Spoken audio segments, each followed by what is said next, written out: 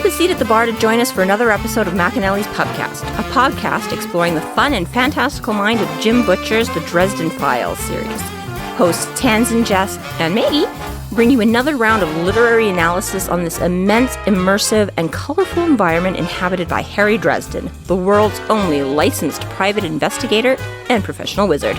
Join an active and engaged community of new and die-hard dedicated fans focused on the fabulous themes, theories, characters, context, lore, and more. This is McAnally's Dresden Files Pubcast by Free Flow Rambling. Conjure by it at your own risk.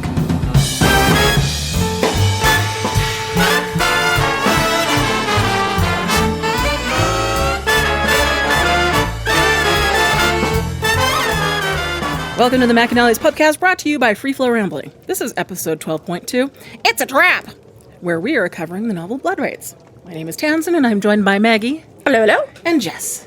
I believe in America. America has made my fortune. What the hell is that from? The Godfather.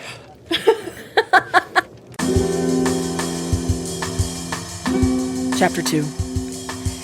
Harry delivers the puppies to Brother Wang at O'Hare Airport. Once done, Thomas and Dresden leave for a soiree so Harry can meet his new client. On arrival, they are surprise attacked by a black court vampire. So yes, Brother Wang, who has apparently decided to meet in the chapel, because I'm guessing that Harry didn't choose that spot. It's a really bad choice. And we're 2 years later. They've obviously had time to clean it up, and they've changed out the carpet, and they've replaced a couple of other things that weren't cleanable. But my biggest question is, I've never been to O'Hare Airport, so I don't exactly know this. But my assumption is that you have to get through airport security before you get to the majority of airport amenities. Generally speaking, the majority of the stuff geared for people waiting around are the people who've already passed the security checkpoint. So I'm curious that the chapel is on the side that Harry can access. I think you used to be able to go through security even if you weren't flying. You could go through to a certain point, if I remember right. It's been a long time. Yeah. And This I is think still that changed post 9/11, though. I know it did take a while, so Canada did not have to use a passport to get to America until years and years after 9/11. Mm-hmm. So maybe you're right that even after 9/11 for a while, you could get through security, but, the way it is now, you can't do shit until you've been through security, basically, And I really don't know because, I'll be quite honest, I've never gone to seek out the chapel in any airport I've been at, which granted is not terribly many. Most recently, I'd say the last time really that I flew was to go see my mom, and so it was Calgary to Toronto to Moncton. So Pearson's a pretty big one. I have no idea where the chapel is at the Calgary airport, and I have dropped off and picked up people numerous, And we probably have different protocols just because of being a different country. That's potential too, but I don't know, like you say, where is it located before or after, or... I've been in a lot of airports around the world. Now. Stop rubbing it in. The vast majority of them, you can't do shit until you're past security. Even when I was in a tiny little, when I was in Bulgaria, and their departure airport and arrival airport were two different buildings. And, there was, nearly nothing about them. There was still, 2 feet of space. And then you had to do security before you could do anything else. There wasn't, Did you have to show your tickets to security, too? Yeah. You have to go see, an agent. Yeah. And then you get your tickets. And then there's some stuff. There's bathrooms and, a coffee shop. But, it's after security that you've got, the VIP lounges and the restaurants and the tourist vendors and the...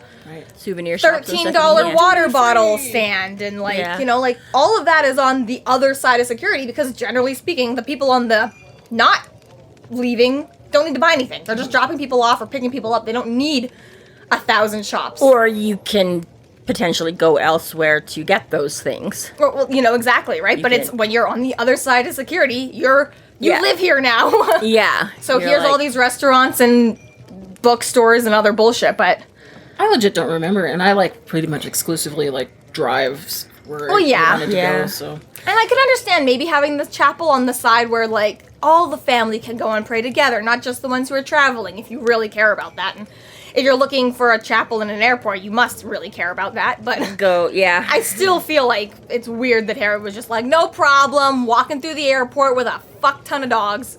Who cares? Yeah, I don't know. And this is, The box itself hardly seems like it's, viable to go on a flight. You'd have to have don't you have to have an individual ticket if you're going to bring an animal And in a the closed actual container, a kennel. Because I was going to say they would at least need to be in some kind of carrier other than just a box. This is where we definitely have to have the disbelief, the suspension of disbelief. I'm sure But Wang also- has his own dog carrier. I was going to say, I'm going to assume that, because if PETA was mad about a demon monkey getting smacked in the nose, they're not letting him travel to Tibet with a box of dogs, right? So presumably, actually boarding, he's got proper kennel accommodations for these. And yeah, because I know it used to be, I think they've stopped doing it now because there was issues, and I don't know, again, not from personal experience, but because you used to be able to, they would stick like dogs and things in like cargo, and now they don't. So now I had a cat sent to me when I was in Arizona. So I was going to say you probably have to have. She was very traumatized after. And I can understand. And then again, from things going wrong and them freezing and this and that and the other thing, I think now, you probably have to have like tickets and stuff like that. They probably are. But yeah, assuming he's got all that sorted out, I don't know. But I was going to say, in Death Mask, because they kind of said something about, and I don't know if they reference enough there where they had to go to find the chapel.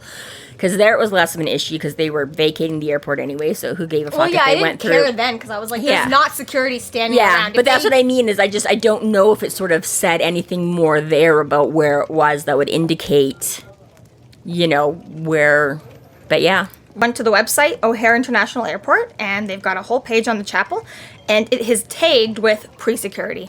There you go. So I guess, All right, that's all. Now we know. Now we know. So that's why it's convenient. Ish. Yeah. Brother Wang asks if that's all the puppies, and Harry tells him that's all he got. But it's the cutest way. And he doesn't know if anyone got to them before he did. So he's like, I don't know how many puppies. You just told me to go retrieve puppies, and it's true. We don't have a number for how many puppies he was supposed to go and retrieve. It's not like 10 of them got stolen. Apparently, it just seems like he was told to go retrieve puppies, because Harry himself is like, I don't know how many fucking ones you wanted me to get. These are all the ones I saw. Yeah. it's just a bushel of fuzz. Yeah. Well, and whether it was, again, just because, or the language barrier, because it really is kind of a cute thing with him. Is it that all the little one dogs are boxed in? Or when he's looking at the fire extinguisher thing. What happened? Harry's like, oh, oops. Oops. Okay. Yes. I'm like, guys, go with that. Oops, good word. Yeah. So I don't know if I'm like, who knows if he thought he conveyed how many there were or tried to, but exactly. He's like, yeah, you got what you get. Yeah. Brother Wang thanks him, pays him, and leaves for his flight right away because it was about to just take off. I guess it's like nothing like leaving it to the last minute. Seriously, like, what was he gonna do if like Harry had been like another 20 minutes? I'm sure he'll reschedule his flight over and over and over again, waiting for this guy. But yeah, I suppose it probably would have been easier to reschedule the flight than. Because again, even Harry makes reference to this after, if we're not getting too spoilery, in like the next chapter where he's like, "I'd be a pain in the ass to try and like ship it to them." Yeah. So yeah, chances are Wang wasn't leaving without them, but yeah. Just so happens to be like, okay, I will run for my boarding now. Although again, in all fairness, if things had gone to plan, Harry was expecting to be in and out of there easy peasy. It's not like it delayed him that much. What do you think? 10 minutes of fighting? It could potentially Escape have been, the building. The building and then, was already on fire by the time we come in. Well, maybe. So there's been a little bit of... Specifically, was already on fire when we got there. My fault. Just timing that works kind of well for Harry in his favor. Oh, I'm going to write these books, and I wasn't the one who started the fire. But yeah, it's one of those things that's like you really don't know, because sometimes it's like 5 seconds of description is like 10 hours of fighting, and sometimes like 10 hours of description is like 5 hours of fighting, so it is hard. And then his whole conversation with blah, blah, blah, blah, blah. But Still, I mean, honestly, it's probably more likely, like, takes 2 hours before international boarding flights, so it's like And checking in puppies takes a while, too. So it's like his flight probably is like 3 hours away still. It's just, you know, he's going to spend all 3 hours doing all the mumbo-jumbo of airport security, right? Just easier to translate. Gotta go. Gotta go. Bye. See ya. Wouldn't wanna be ya. Right. Harry returns to Thomas, who is flirting with a cop by the car. And the cop recognizes Harry and tells him, Murphy says that he is good people. But that Thank is you. not a compliment. Never mind. Apparently, Murphy is not in the good books right now with a lot of other people. Not everybody likes To be Murphy. fair, that's what SI is about. Yeah. You don't go to SI being liked. Right. Yeah. But yeah, her reputation is getting worse and worse by the day. Which is also the point of SI. Which is, well, oh, it's like parenting. Oh, you hate me? I must be doing my job. We're just like, oh, you hate me and think we're all crazy? Well, you're welcome. Yeah. Because you don't know about vampires and werewolves. Mm-hmm. So good old Harry, which, again, he's like, counts the money after. Can't even trust a priest. Or a brother or a Holy man. monk. Which, again, given that we're just coming off death masks, can't altogether fault him for. That was supposed to be a priest, too. Fair enough. So, right? Yeah. And then, yeah, we found out that, as you were saying before, it's been like a couple of weeks of trying to track down these poor puppies. Well, this be a lesson to you, Harry, though. You get paid if you don't beat the shit out of them. And this is, well, right? You actually return their stolen property and don't harm them. And look, you get paid after. If Harry could have reined in his anger long enough to demand payment, And then beat the shit out of him? Be like, hey, I got it, fork up the dough. And then be like, yeah. or otherwise gone to Marcona and be like, I'll get the shroud to you. You pay me a couple million. Give me my money, bitch! It's like, either way he swung that. He was like, I'm going to choose the broke boy path either way. Right? The cost of doing the good You're going to thing. get your shroud and you're not going to get your shroud. And either way, I won't get paid for it. So this time he makes sure he's got extra expenses added in. He's like, I got a retainer from Yep. Brother Wang here, and then it ended up being longer, so we racked up a bunch of hours. And then he's like, well, you might as well, you found them? Oh, good, go get them. So he's like, I'm going to charge you more for being the repo guy and going to go, right? So he's like, you know, like, I love how it kind of goes like this every once in a while, right? He's like, broke. And Butcher's like, okay, the man obviously has to live. He's not getting evicted. He hasn't starved to death. Here's a case where he actually made money. Bigfoot gives him a gold bar. Bigfoot gives him a gold nugget and he, pays his rent for advance in a year. And We need an accountant who is listening to do a tally of his income, please. I'd like an accountant just in the books who's like calling him every chapter being like, we really need to do your taxes, man. He's like, shut up. We gotta talk. This is I not will, good. I'll call you back. Leave me alone. Yep. Flirty Thomas. Flirty Thomas. That bastard gets away with everything. Wearing the cops, aren't there like big rules about that? I mean, I know they don't. Impersonating a cop. Well, Took his hat. Well, yeah, well, I don't know if that's completely impersonating if he's just. But I'm going to say, I mean, I know, again, they don't like it if you just go up and like take off their, You're not supposed to touch You're them. not supposed to touch, but but if Cops and strippers, you don't touch them. Really? That's not what happened in the movie you showed me the other day. Oh my. Where are we? No. So Thomas is going to take him to his friend. It just so happens there's a soiree for the crew tonight. Crazy. Love it. What timing? Oh. And this is just a classic example of Harry's night. He's gonna go to Max, and then he's gonna go get some temple dogs, and then he's gonna go to the airport. And now he's gotta go to a soiree. It's like, when it starts, it doesn't stop. Just But sort of there's- lines up. But there's snacks. So Which he's not allowed to put in his pockets. Which he does. we know this. Fuck you, guy. Yeah, Oh, my sandwich is squished. I mean, imagine you're Annabelle Mont and you steal some guy's jacket and there's finger sandwiches in it. Didn't we do that already? That's why it had to go to the fucking... I'm pretty sure, yeah, we could the dry Dry cleaners. cleaners. Yeah. Although, in all fairness, that was his tux jacket that we know for sure. Oh, he right, stuck it was a sandwiches. tax. It was a tax. I'm not saying there wasn't also sandwiches in the duster, but I'm just like, everyone, like, it hasn't happened yet, but in the future we'll get short stories of people, other point of views, yeah, reacting Points to of Harry. view, yeah. he's so cool, he's so badass. It's like, people are so afraid of him, and he doesn't realize how scary he is, and it's like, dude has finger sandwiches in his pocket at any given time. Harry's like, me? You're afraid of me? There's a little puppy in this pocket, there's sandwiches in this pocket. The rubber duck. Broken splinters of constant blast. Shows up in rods. cowboy boots that he trips over because they're not made for running down school hallways. They're like, again, right? It just makes me think of Spike and Buffy. This is the intrepid gang that foils me every time. Exactly, right? I can't think of a character, but yeah, it's just like, why does no one else see he's a moron? So, the soiree. Yes. When they arrive, Thomas gives Harry an envelope to give to security when a bark and a growl comes from under his seat, followed by instant spidey senses of stranger danger. And Harry realizes that guard is actually a vampire of the Black Court. This description is way less vampire and way more zombie.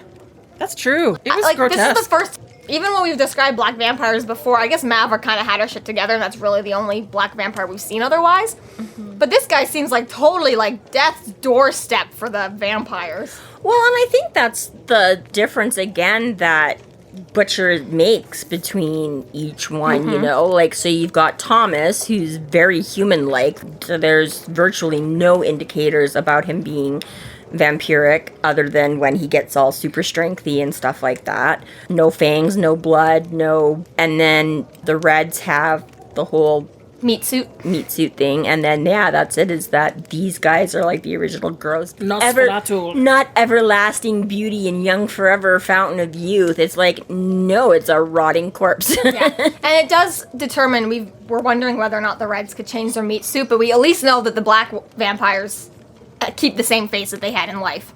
Obviously, they look more deadly, but at least Harry's like, I saw this guy as a human. Well, yeah, that too. Deathly. Yeah, there you go.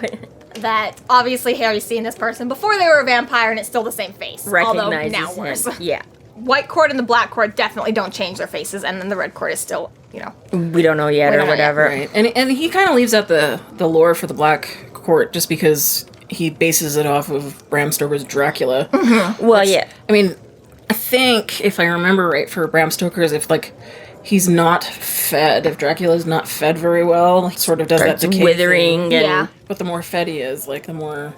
rejuvenated with life he seems, the shrunken head dried apple thing, or the plumped back up full of life and... Right. Yeah. The black vampires are the most iconic to Western vampire lore, the ideas that we have, right? So... Yeah.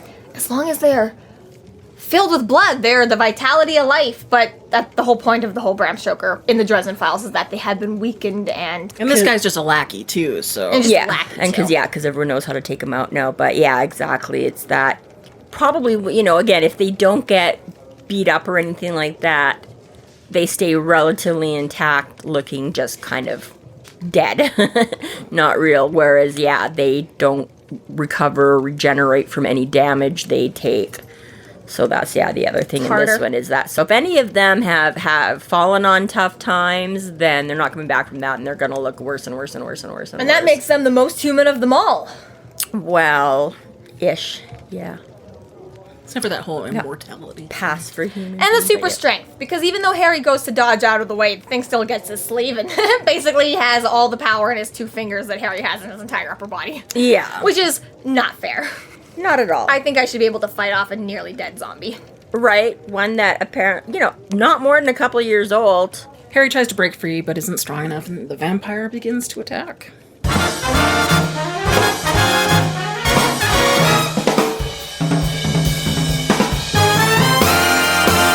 Thank you to our Patreon subscribers for your generous support. It's people like you who help us do what we do. If you're not yet a Patreon subscriber, sign up today and get a fuck ton of bonus content, kick-ass merch, behind-the-scenes outtakes, and more. Sign up today at patreon.com/freeflowrambling.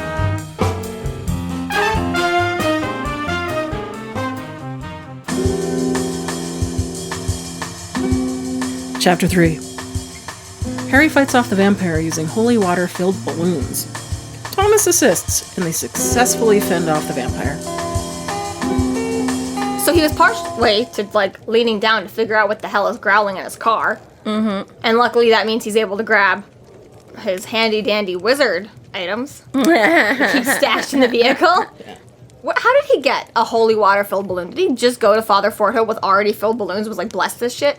Or did he go there with balloons and was like, can I dip this into your baptism fountain? Didn't he already mention that Father Forthill already says that he's the only person that he's met had to bless a bucket or like a barrel of holy water? Yeah. Okay. Yeah, no, I'm thinking... So he's well stocked. Okay. Yeah, it's the water that's holy. The balloons are just... No, I understand that. I was just saying, like, did he show up there with balloons and was like, I'm gonna go dip these into your baptism fountain? Or did he show up with already filled water balloons, was like, now bless these? But okay, he's already in the past come and gotten a barrel of water. Yeah, and that's taken what it home and... That's what I mean. He's already got the holy water, and then he's just sticking... Probably uses it for the a bunch of holy different water. spells, too. I'm sure it's in 1,000 potions, yeah. Yeah. Very efficient. He's just got... Bless this barrel. He's just got even more use now with this whole war thing, you know? It's like, yeah. It's like... Right, that was even before the war started. It was, so that's what I'm saying is now... He's got a like by the week he's sending barrels of water. Yeah. You know those ones like on the highway. Yeah. For like the you're right. He's just the got like barrels. He's got like blockades of those. Like, I was just thinking like every time you go to the grocery store, you buy one of those reusable ones. You stop off at St. Mary's. You're like, hey, yeah, this one now, and then you continue on your way home. Yeah, because literally it takes like 2 seconds. It's like nothing to bless holy water. So it's no, is it nothing? Are you a priest? Do you Takes know a that? lot of faith. Takes a lot of faith. Gotta have faith, the faith, the faith. Uses a lot of power, but he's tired after. Can't do any baptisms that day. Oh my god! All I know is it takes no time to do it. It's not like you have to have an entire baptism ceremony for it. You go, hey Father, can you bless this? And he goes, here you go, and you've got holy water. Yeah, I've stood in the line before. That's okay. This is all the point I was making. Was that he could stop by frequently if he wants. I just feel like that's not. Jess's is funnier though. I like that. I had pulled like such an attitude with it though. I don't like how easy it is for them. I feel like it shouldn't be harder. But it's you gotta work go around like pointing at stuff like it's the force, like bless, okay. You get a blessing. You get a blessing. This is not.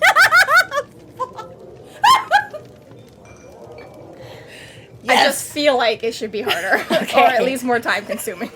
Okay. Otherwise, it's, the president, execute that guy. Like no one's gonna ask any questions. It's not transubstantiation, okay? That takes longer. That's got more to it. That's got some. Okay, it's a blessing. You know what? You sneezed. God bless you. Doesn't take a lot of time and effort. Okay. Some prayers are longer than others. But this is You're just. Hope you brought your rosary today. You're not turning this into like the fountain of youth. Okay, it is not going to. So I kind of get what you're saying. This also is why we have other like churches and congregations and things, so that they doesn't have to take a long time, right? They can take their little incense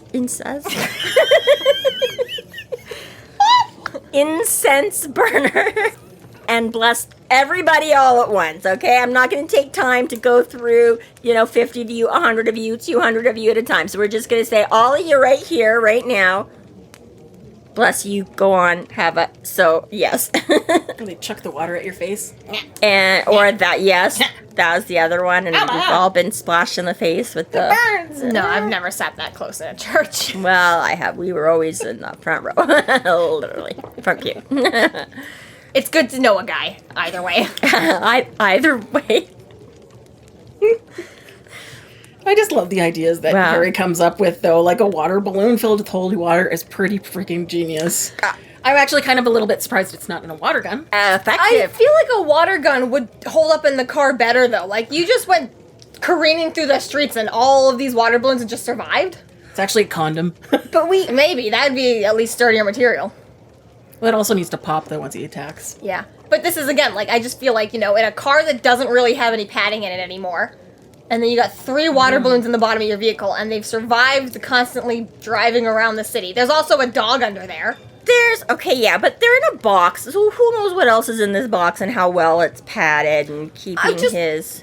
We know from experience that filling water bottles, they pop immediately. This is true. Those are also the really tiny thin ones from the dollar store. So, where else do you buy water balloons from? There is no high-quality water balloon shop. They're all shitty little dollar store water balloons. Okay, back in the day, I remember we just had more like regular balloons that we filled. Balloons. Yeah. Okay, so this is my point. So if you took like the regular balloons like you blow up for a birthday party, those are generally a little bit thicker and heavier than these dollar store tiny water balloon ones. That's all my point is. I can't keep talking about your childhood. It's just so sad. Just wait until the next generation and they will look at you and be like, how did you possibly survive? I won't talk to anyone from the next generation. I don't want to know their opinions. You have already. In fact, you took an entire opportunity to tell a breakup story to a 4-year-old because nobody else was listening to you at the time, okay? And I'm pretty sure she told you how sad and pathetic that was. So Did you really? She was the only one listening to me. So yes, yours life will be sad and pathetic to them. So I'm just saying, we don't know what else is in this box, what other handy-dandy gadgets, what quality these balloons are. I'm going to, again, cut him a little bit of slack here. He magicked up the balloons to not pop unless in contact with a vampire. Right, exactly. There you You know, right? He's upping everything a little bit. He's like, I'm going to spell up the death duster for a little protection. I'm going to spell up the water balloons for a little. That works for me. Yeah, I'll go with that. Yeah, and I mean, maybe just, I don't know, because you said the water gun, but I was like, maybe, you know, he's just kind of hoping on better, like, you'd have potentially more precision with a water gun, depending on, although Harry also says... But not necessarily more distance? But not necessarily more distance, not necessarily more cover, right? Because when that thing pops, it's gonna, right? So, you know, I don't know, right? That seems pretty What were effective. super soakers like in the early 2000s? No, they were amazing. Yeah. They were like super soakers. That was like the era of super soakers. It was. So yeah, They're pump... expensive. I was gonna say, the pump action, he could have potentially... That takes a lot of those time, are, though. Yeah. But it's so big and exactly, you know? I mean, again, you're not wheeling that thing around in your, right? And any of the super cool, because my brother had one that I thought was really nifty. It was like a battery-operated, like, submachine gun-looking thing. It had, like, fucking 50 feet on it. That thing was the cool. We loved that thing. Because you just had to pull the... Now, again, unfortunately, it didn't have a ginormous reservoir on it. If I remember correctly... a can of pop or a bit less or something. That's nothing. It was. That's a cup. But it was battery operated, and could hit you from like 50 feet away. They weren't allowed to do more water than that because it'd be a war crime. Maybe, yeah, I don't know, right? So I think for his budget, this is a very efficient. This is right. Yeah, solution. It works, and he's not gonna get. You know, hauled. I mean, again, like for those of us that have done like the comic expos and the Oda Fests and things, and you know where you have to get your prop check because literally somebody had like a toy gun and you know they shut down the entire campus because they thought Ozark walking stick or your authentic Ozark walking stick that is just a large stick that you could bash people with. So they're like, you can't. So get exactly. It's in the Ozark authentic.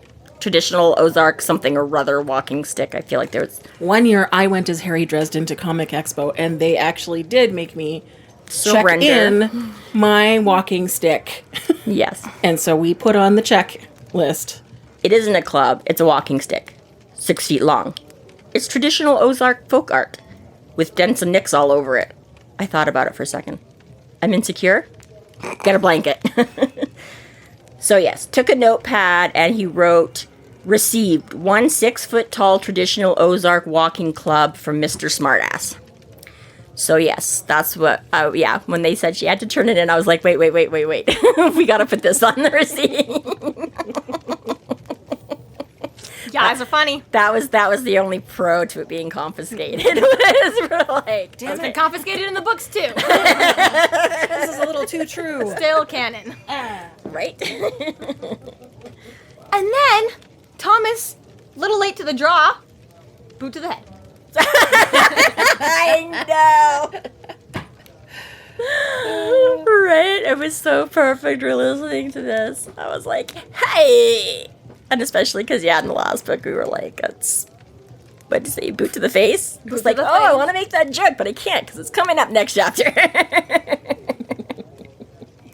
I do love that. I mean, I It seems again like we're just saying in like this 10 seconds of talking is like 3 hours of fighting, or like 3 hours of fighting is like 10 seconds of, and I'm like, again, in this instance, Thomas with all his supernatural, and I guess we get to that in a second too, where I guess there's somewhat of an explanation for it.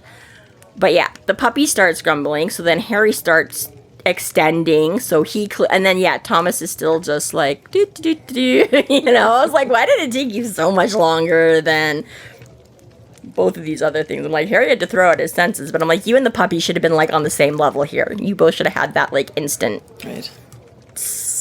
He sucks at his job. The unwitting, self-absorbed.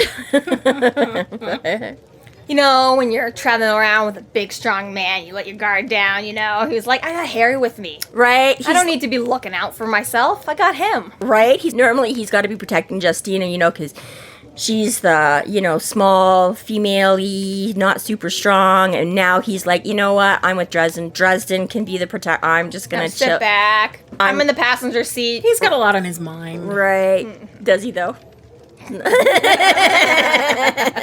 I love you, Thomas, so much.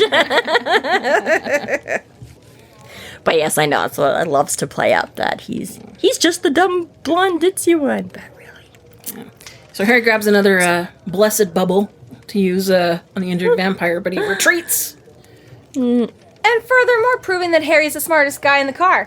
Because Thomas wants to run after him, and Harry's like, it's a trap, you idiot. Yeah. For once. Well, not only that, he totally recognizes the vampire from Bianca's manor, but the guy was a little more fleshy at the time.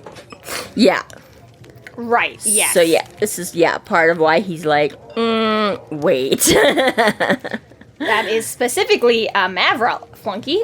Yeah, maybe we don't won't like go that. running off into the dark after him.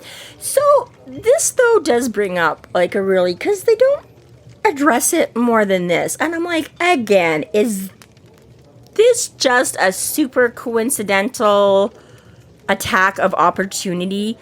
Because Harry this was not in his plans. His plans was to go have a meal at Mac's, go pick up some puppies, go to the airport, go home. This is all Thomas's, and which we didn't find out until the car ride between there and here, that Thomas is like, I want you to come meet somebody. This is where we're going. So how does this Black Court vampire be waiting As a guard. At a guard at Thomas's friend's party to jump out at Harry? Well, because Thomas was also at that party, and she wants him dead as well. Right, because it's really actually about Thomas in this case, not actually Harry. Do you think so? I think so. Like, just based on what you just said, it doesn't logically make sense that he would be there for Harry. And I think Thomas knows, because we'll get to it, because they're in the next chapter, but he deflects like mad when Maverick's brought up. So you think it's more just coincidental that Harry ends up being in the right place at the right time? I think so. Because again, I mean, just knowing how the book ends, right? But... No, I don't. I'm only to chapter 4. Yeah. But I still think Maverick has enough issue to be either A, trailing Harry the whole time, and B, just also has beef with everyone else who's at that party and delayed her plans. Thomas pisses everybody off, really. Maybe. That Well, too. I mean, there's There's things I want to say about it, but that we're not there yet to bring up. So readdress this point when I did We'll leave this as the unanswered question. for now. So we'll see if that. Yeah. So they park, and the puppy starts growling again. And so they know that there's a good chance that Maverick is veiled somewhere close by because they can't see anybody. And that's at least what they're guessing. Well, they don't know for sure, but they're just saying it could be. Like, she's so good, like, she could be on the other side of the city, or she could be sitting on the hood. Yeah, it's not that they think necessarily that she's there, but definitely that she's There's involved. no way to know. Yeah. And Harry picks up the puppy, and of course it's the notch-eared, bravely foolish one. Yeah, right. And they notice it's savaging something. Yeah. Which happens to be the vampire's dismembered ear that can also move without its owner. Yeah. So Brother Wang was right. There was at least one puppy missing. There was at least one missing. This is like an Evil Dead moment, if ever. Like, right? It's Pachita, gross. yeah. It really, I know, I remember you. but an ear. Well, yeah, it's just the fact that, okay, the blast of holy water managed, not just kind of, because it kind of says that melted off half his head, right? And we all from, vampire movies that we've seen, that's general, like the holy water sizzles and melting, and right. So it's just kind of, now I see like Indiana Jones, like that's how they did the animations with the guy's face melting. That's what I see now. Yeah, so right. Stop frame? Is it the stop frame? Yeah, maybe that might be. Yeah, I don't know. I can't picture the scene exactly enough to face melty. I just remember that. Yeah, but anyways. But yeah, so the fact that it just kind of like flew, it didn't just like, kind of dissolve the skin on him or whatever, but it actually like sent a piece, like it severed this ear from him, and it's still mostly wholly an ear. And then just the fact that the dog is chewing on this half dead, like. I didn't like in Harry Potter when the twins magic like those perfectly healthy ears on a string. The extended ears or whatever. So this is still like even worse. I'm like, yeah. No, I don't want. It's pretty bad. And you're gonna like let the dog like lick your face and stuff like that. After that, it had like vampire ears in his mouth. Ugh, I know, right? That's why pet people are weird sometimes. So especially not immediately after. I definitely would not allow even a cheek lick after he had vampire ears. Right, like even putting it in my pocket, I'd be like, ugh. Yeah. Get you like a mint or something first, dog. Like, right, like no corpses in my dog's diet. PETA can quote me on that. So as they're sitting there, the dog starts growling again, and Thomas makes the intelligent assertion they should probably go indoors. Discretion is the better part of not getting exsanguinated, I said. Let's go. This concludes our episode 12.2, It's a Trap! Thank you for listening. You can find us online at freeflowrambling.com and McAnallys.ca. There we have links to our other podcasts, social media, and other fun tidbits. Please subscribe if you like what you're hearing, and please consider supporting us through Patreon to keep the magic alive and to see more content. Here at Free Flow Rambling. Conjure by it at your own risk.